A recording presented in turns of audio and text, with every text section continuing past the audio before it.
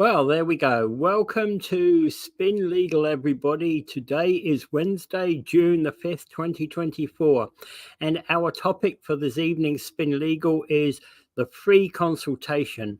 Is there such a thing? Why do legal firms charge for a consultation? And that's going to be what our discussion is about. So just welcome, everybody. And how's your day been, Angela? Oh, busy. Yeah. Over the last few days, it's been constantly submitting things and post-hearing submissions and things like that. Okay, so there we go. Some information for you. If you need to contact Invictus Legal, you can do so on 905-688-5598. You can email Angela at angela@weareinvictus.legal or me, Peter at weareinvictus.legal. And our website is https://weareinvictus.legal. There you go. Mm-hmm. So dial it up right away and look to your heart's content. Absolutely. Right. So let's talk about a free consultation. What are they and when do they apply? Well, you'll see every legal firm everywhere promising everybody a free consultation. Is it really a consultation?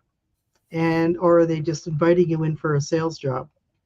Well, yeah, and the thing is about that is, so if I'm bringing to you my file of evidence like this big or bigger, you know, I'm expecting you to give me legal advice on how to pursue my case. Yeah, but when you come in with a file like that, I'm going to be asking you to pay me for something. Yeah. Because a consultation is just that. It's a consultation. It's not provision of legal advice. It's not a provision of legal services. Because when you come in, first of all we need to know for a legal consultation is we need to know who the other party is, or else we won't even talk to you if it's somebody who is within a conflict of interest. Well, yeah, that's true. But also, if the other party's the Crown because you got a speeding ticket, Yeah, of course we speak to you. that's different. But if if I represented this particular landlord before, and then you're coming in and then you want to sue that landlord, I can't deal with it. That's a conflict. But apart from that, if you can come in on something that we could talk to you about, it's not necessarily something we're going to give you legal advice. We're going to tell you and listen to you and try to get as much out of you within a short period of time to try to gather whether there is a. Don't think you can tell us your whole case in 10 minutes. It isn't going to happen. Nope. So, okay. So Invictus Legal charges $113, including tax, by the way, including HST. So that's 100 plus HST for a 30-minute consultation. That price has been fixed for about 4 years now. Yep. And if somebody wants us to do a little bit more, maybe speak with them for about an hour or so, it's $200, $226. Yeah. And typically that you might be speaking for an hour if you're coming in with that bundle I just showed you. Yeah, exactly. Yeah, because one of the things is when you want me to read a document and you want me to give you an opinion on the document, I will tell you, yes, this looks like an eviction notice, or yes, this looks like a plaintiff claim. We might tell you that there's a deadline involved. We might tell you that what the statute of limitations might be. We might tell you different things that might apply, different legislation that might apply. One of the things, even in a paid consultation, we're not going to tell you how to do it yourself. Right? People want us to tell them how to do it themselves, how to file. And I've also had people come in and say, I've got a really slam dunk case. It's easy. Once it gets before the court, they're just going to hand it to me. Okay. Then why are you coming here? That, in my experience, is the last case that the court's going to award you a big fat zero. Yep. And I said, but why are you coming here if the case is so easy? Hey, you would have been gone to court already and you would have got it. Yeah. And of course, the challenge about that is then they also talk you about I got a slam dunk case which I've been building for the last 15 years. Mm-hmm. Yeah.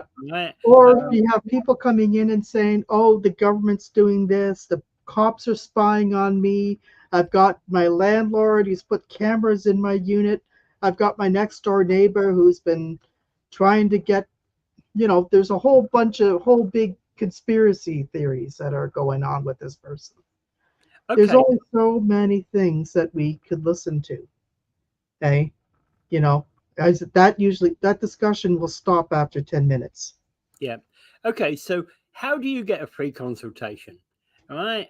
Hey, basically, I've been told there's free consultations. Yep.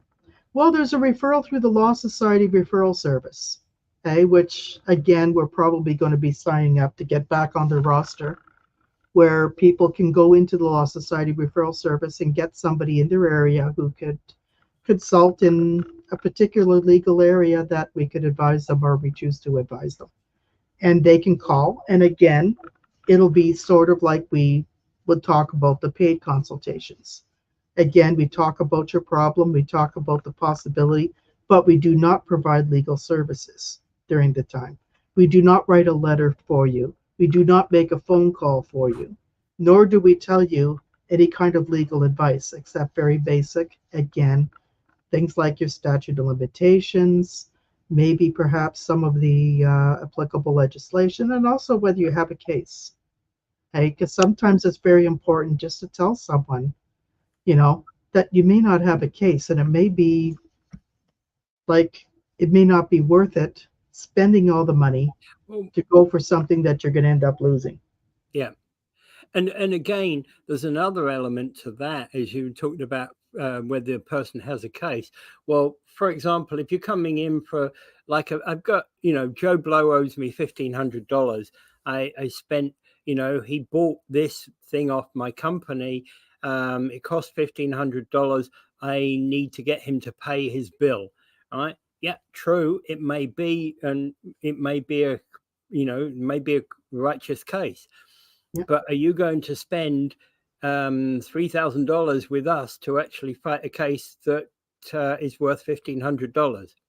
Yeah, Right? exactly. You have Sometimes to we consider can, whether you're throwing good money after bad. yeah, and sometimes we can, in such a situation, write a legal letter for legal demand letter, and hope they pay that way.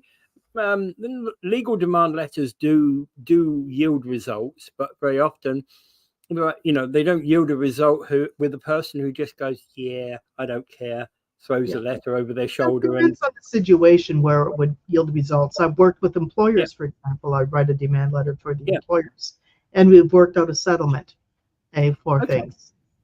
So these are things that we do in response to some of the things, but it doesn't always go that way. Sometimes a legal letter is just the start of a process where yeah, we would have to escalate the process to a next stage. yeah. All right, let's go back to the very beginning. What is a consultation? A consultation, again, is not legal advice. When you come in and you spend your $113 and you talk to me about something that's going on, I cannot give you legal advice about how to fight that, what legislation to use, what forms to use, that sort of thing. And I can't review a letter that like I can't review all of your documents to weigh them or give you an opinion on it, because that would be giving you legal advice. What you can't But fill my T97 for me? You can't fill out my T97 in the half hour that I'm with you. nope. And I made that form up, by the way. But you'll have an idea. But you'll have an idea whether there is a case. You'll have an idea about some of the statutes and time limits that might apply to you. And you'll have an idea about the kinds of damages you might be able to claim. Okay, things like that. So that way, we're not going to leave you barking at the wrong tree, at least. Okay, so that, and then we'll talk to you about what we can do and what we can do, and often we'll discuss what the fees might be to start into a retainer relationship. And sometimes you say, okay, this is wonderful, but I only want you to do this, this, and this. And sometimes that's viable, okay? where we write a demand letter and then we would do some research and then or help you write a plaintiff's claim even though you're representing yourself. So there's different things that we can do. Okay, there is certain things we can do as a what we call a limited scope retainer, and then there's other things on a full retainer that we can do as well. So, but we would discuss that with you and see what direction you might like to go with it. Okay, we often give you a number of options, and then we take the options, and then we will. The whole point about a retainer is in part to listen to what the client has, the potential client has, their problem, right? Yep. Then for us to sell you how we can assist you. And hey, the answer may well be, I'm sorry, Joe, but we can't assist you, not on this instance, right? Yep. Sometimes you'll say to them that I said, I don't know if you really have a case. Or what's coming now, that happened more than 2 years ago. Okay? And this will be a problem. This raises a major challenge. Okay? So we would talk about that. Or there may be something where you might have a case and that but we would have to do things. At Invictus, we try to do a lot of different things. Some things we try to move away from the traditional if we can, because sometimes people, for example, people don't always know that you can take a defamation case through small claims, okay? And we will help them with that. And because you're seeking damages, and we can do that. Other people don't understand that there's certain types of injury cases that we can deal with, but there's a lot of complications that people have to understand when they're taking injury cases. And so things like that we talk to you about, and we also tell you whether Invictus is in a position to do this or not. And one of the things there might well be, for example, we talked about you're coming to me because you've got, because your client owes you $1,500. Well, part of that is that I'm going to be saying to you, yes, it looks like you've got a good case. I don't see an issue with that. But at the end of the day, are you going to spend $3,000 on my representing you to reclaim $1,500? And most people will kind of go, okay, I understand your point. Probably there's an easier path for me to do this. Yep. And that easier path may actually told me this. They were sitting with me, and I said, this is probably something you need to take through small claims court. Yeah. And then they said, well, I don't understand how to do this. I don't know how to fill out a plaintiff's claim. And I said, I'll tell you what, there are certain things we can do for you if you don't want full representation, and you don't want to have to pay for full representation. Maybe we could write a letter, or maybe we can help you write the plaintiff's claim. Yep. Right? And then we can name a price that's not $1,500. Well, yeah, and typically the plaintiff's claim for a $1,500 thing is going to run. That $1,500 debt is going to run fairly simple. It's going to be John Smith on 1st of March. John Smith called in and bought this item. He picked it up on the 15th of March when the order was delivered by the wholesaler, and failed to pay his bill. Yep. Fairly simple, fairly straightforward. Yep, very straightforward, and then you just put in the invoices with the evidence, the invoice, etc., etc., etc. Stick it on, and so something like that we'd help you with, and then you take it away, and then you serve it on the other party, and then away to court you go. Right? So these things we try to help people with. Most of the stuff that people do come to us for is usually stuff that is a little bit more complex, usually employment claims, libel and slander, the death of an animal, caused by somebody else's negligence or bad behavior. Or they could come to us for landlord and tenant disputes, disputes regarding employment issues. So there's a number of things that people do come to us that have a complicated element to them. Oh yeah. Yeah, tickets and the like. When you're dealing with the language of the law, okay, the law has a certain language and a certain way of expressing itself. I could express myself how I don't like my employer. I said I work for a boss who's a bully, and he's been bullying me all along. you can't put that into a plaintiff's claim. Okay? Yeah, There's certain terms you have to use, okay, to describe the behavior that your employer is exhibiting. it's an interesting thing that I saw the other day, which was that they were talking about the legal system in Ontario is complicated, arcane, and out of reach for the majority of people. One important reason why it's out of reach and the cost of getting right is why the cost going up. And there's basically if you think about it, the numbers of laws and how we deal with law is getting increasingly complicated. And How that many laws are actually, there, Peter? sorry, Laws are there? I How can't many hear. laws are there? Sorry.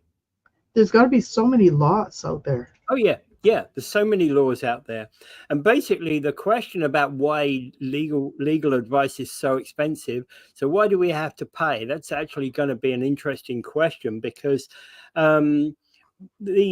there's a bit of statistic that I came across today when preparing for this show. It says the average hourly wage for an Ontario worker is about $33 an hour. A typical junior lawyer is billed out at $270 an hour, and this is Canadian Lawyer Magazine. The figures come from there. So the Law Society of Ontario has a fee schedule for their own work, and that sets the price of a lawyer with 10 years of experience at least $300 an hour. However, the typical thing for that is that, in fact, in reality, that is more likely to be in the $350 to $700 an hour range rather than in the low end of that range. Yeah, paralegals do tend to charge less, but we're not exactly cheap either. Like Invictus Legal is not the least expensive. We're not the cheapest paralegal firm, but the thing is, we try to give value for our work because we have a lot of different levels of experience. Okay, but when you start looking at things, you have many service providers out there. You have veterinarians who charge you money. You have electricians that charge you money. Yeah. You have plumbers. Your tap is leaking. You have a leak in your house. You call a plumber. Comes over and he sends you a bill. You pay that. You have no trouble paying a plumber. So you shouldn't have trouble paying your vet, your legal advisor, your psychotherapist. And you're probably going to pay the accountant as well, because he's going to make sure you save tax. Yeah, your accountant is going to save you money, okay? Because they know all the loopholes that that you could be. At the end of the day, expertise costs money. Expertise costs money. It's not necessarily the 1 hour or 2 hours that we spend on something, but it's my 11 years of education and training that it took me to get to where I am. My experience that took me going through different kinds of cases over many years that took me to where I am today. That's what you're paying for. Because when I look at something, I saw it before. You may never have saw it before. Yeah. Bring it into me. You're concerned about it. I look at it. I know what it is. I know what it's about. I also know what could happen. I also know what's not going to happen. That sort of thing when I look at it, so that I can properly assess your case and assist you. So I have an equation, and I guarantee this works, right? So people out there, pay attention to this equation, right? For when it comes to the legal professional, in paying for your legal professional, there's a very important thing. Time, the time spent equals money plus the court costs, plus the regulatory costs, plus the cost for serving your case, etc., guaranteed that's what you're paying for. So the legal professional that you're paying is not necessarily the time that legal professional is spending on your case. That may only be 1/5 of the time that they're actually spending. Yep. there's a lot of issues that are involved with hiring a legal professional.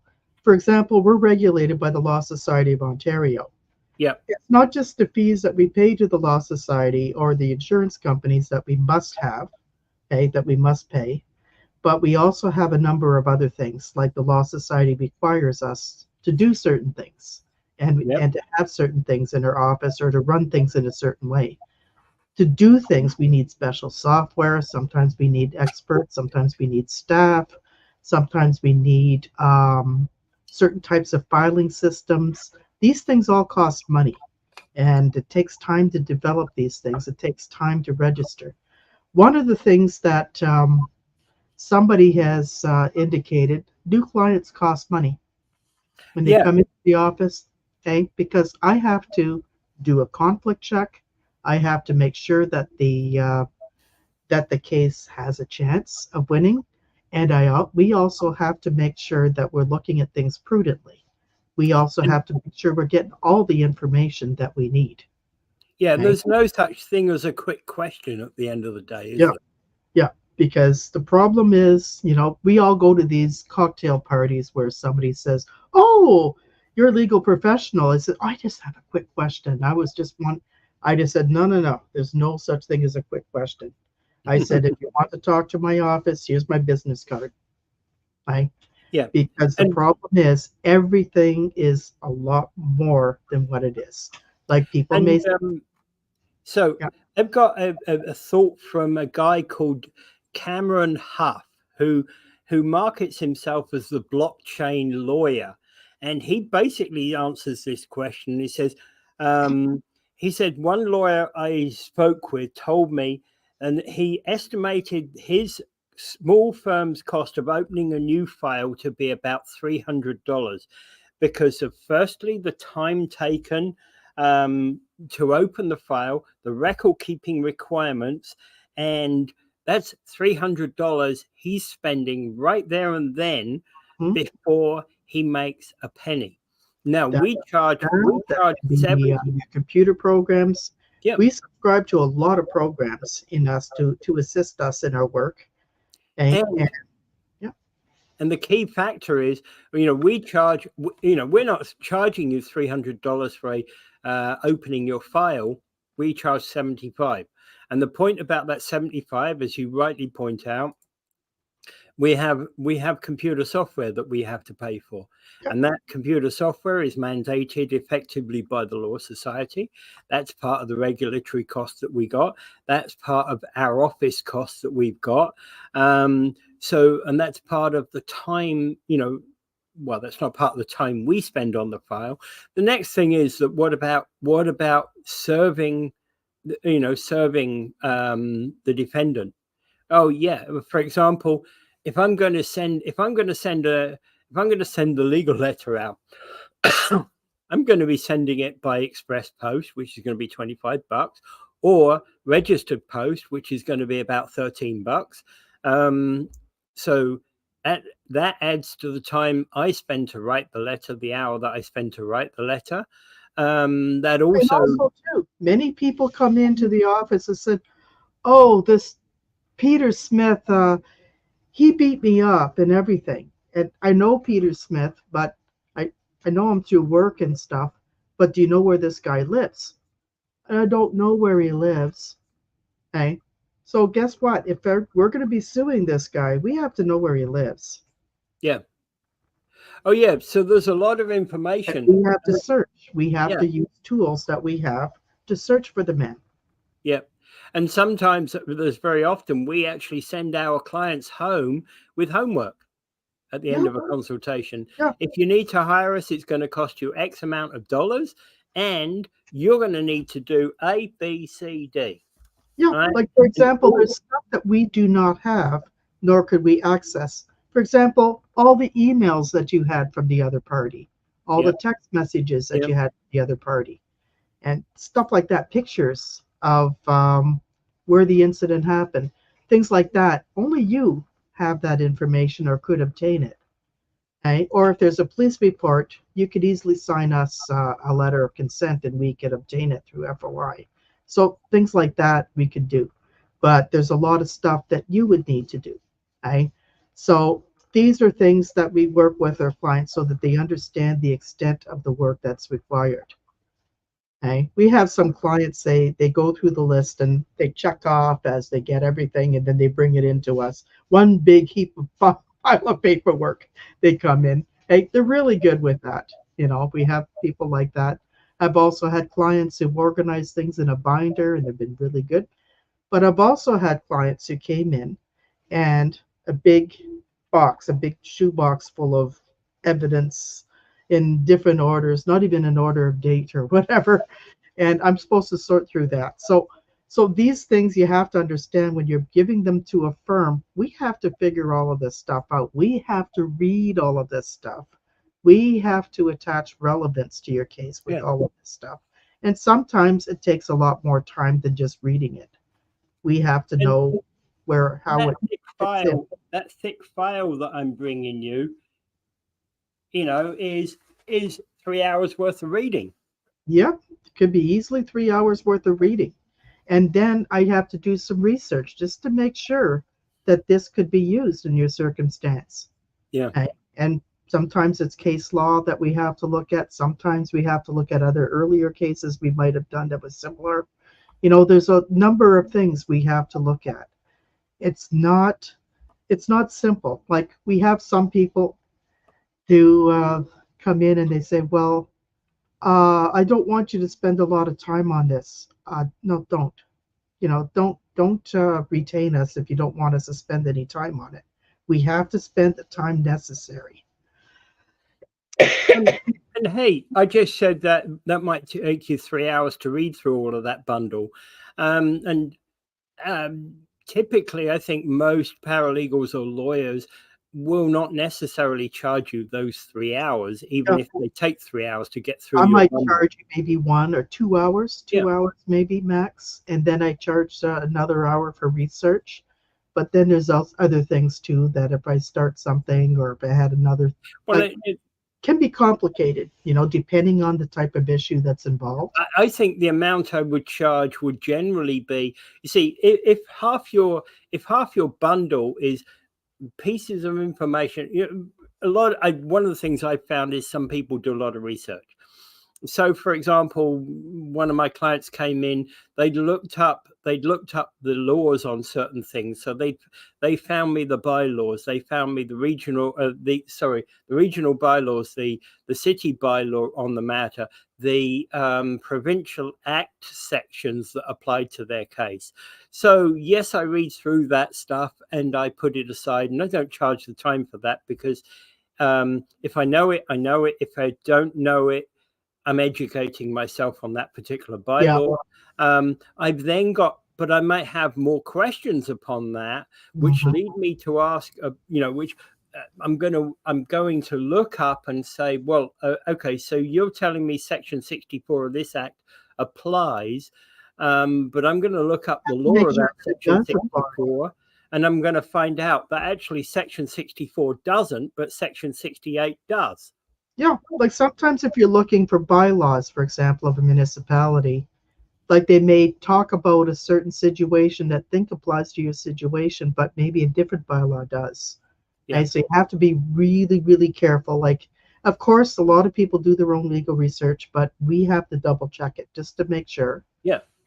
We don't want to have to go down a certain path and then find out that that indeed is not applicable to your case because perhaps the legislation that you're looking at is not out of date or it's not in date or it's applicable only to something else or certain cases within that. There's a lot of that. Okay? So we have to be really careful when we're looking at, and then we talk to you, and figure it out and we'll tell you what we find, and then we can see what we can go and see what path we can take on that. Yep. Okay, so our friend Robert hasn't showed up yet, eh? No. Actually, I've got nobody on right now live. Okay, so here's a question. Leaky tap. Most people never seem to question how much they're going to pay the plumber. They call it up. Hey, 1-800 plumber. can you fix my leaky tap? Of course I can. I'll be there in half an hour. All right. So, and hey, the guy fixes your leaky tap, presents you with a bill, you write the check out or flash the credit card, and you're done. So why are people questioning questioning payments that they make to law firms? And here's a couple of facts that, again, our friend has given. He said, nobody knows how many laws there are in Ontario. There are over 10,000 active provincial acts on the books, and there's many regulations and many hundreds of thousands of provincial court and board decisions, all stemming from those 10,000 provincial acts. There are untold number of municipal laws that might be relevant, and other provincial laws, federal laws, court decisions, regulatory guidance, documentation, unwritten administrative practice. And hey, so there are about 40,000 lawyers in Ontario, and I believe about 10,000 paralegals in Ontario, according to this particular individual. So hey, I had a city bylaw officer say to me the other day, "Oh, this particular case governs how I work." Well, the funny thing was, I duly took the case. I didn't say a word to the gentleman. I thought, okay, I'm going to look this case up. So I looked the case up, and hey, Mr. Bylaw Officer, you are wrong. 100% wrong, because that case doesn't apply in that way, right? So he's saying it applies, and therefore we can go after you on this particular thing. You were wrong. You were absolutely 100% wrong. Right? No way of saying it. So the point being is, hiring a lawyer or hiring a paralegal is not the same as hiring a plumber. Because hiring a plumber, there's, the pipe is 1/4-inch pipe. It can only have 1/4-inch attachments to the pipe, right? And there's a plumbing code too. Yeah, there's a certain so they follow the plumbing code, and they know how everything's supposed to work. But they know with the they know the widgets that fit into the certain pipes, right? And they know that you either need to put this plumbing tape on there or you don't, and things like that. So they do their act. They've done it 150,000 times before, and you pay my electrician. When I had my electrician come in and rewire my house, after he was done his job, I said, "Okay, how much do I owe you?" So he gave me an invoice, and I paid him. Yeah, and again, the whole question here is you trust a plumber, you trust an electrician. So why aren't you trusting a lawyer or a paralegal on costs? It's a good question. Yeah, exactly. Right. Because this is very important, and it's always very important because we're also small business people. Yeah, it's not like we're getting funding elsewhere from for our services and for our expenses. Okay, that's why we have to bill in a certain way. I think it's important that we've got intelligent people out there that question things. Very important that we've got intelligent people out there that question things. But sometimes you have to trust your professional. You trust your accountant because they do your taxes for you. You need to trust your paralegal, trust your lawyer. Yeah, same as you trust your doctor. When you go in and you get a medical exam, and sometimes you need a second opinion, but you go back and it usually works out okay. So just to remind you, this is Spin Legal, and you by Invictus Legal, and you can contact us at 905-688-5598. You can also email Angela at weareinvictus.legal, or me at peter@weareinvictus.legal. And here we go. There you go. Oh, there's Robert. The man of the hour. Yeah. Thank you. But this has basically been a okay. So this basically been welcome to Spin Legal on Wednesday, the 4th of June, 2024, with Angela and Peter explaining to you about consultations and why we charge for consultations. All right. So just to go on, what you've heard on Spin Legal is not legal advice. If you need legal advice, go and contact a paralegal and they can help you. Yep. Or a lawyer. They can Yep. help you as well. Yep. Exactly. And just don't yank them from a cocktail party and said, I just have a quick question. Call their office. Nice tie. He's doing this deliberately, Yeah. All right. Yeah. So, and if you need to contact Invictus Legal, you can do so at 905-688-5598, as I just said. Yeah. And our emails are up there and it's put in the comment section. Yeah, it's in the comments right down beneath here. So there we go.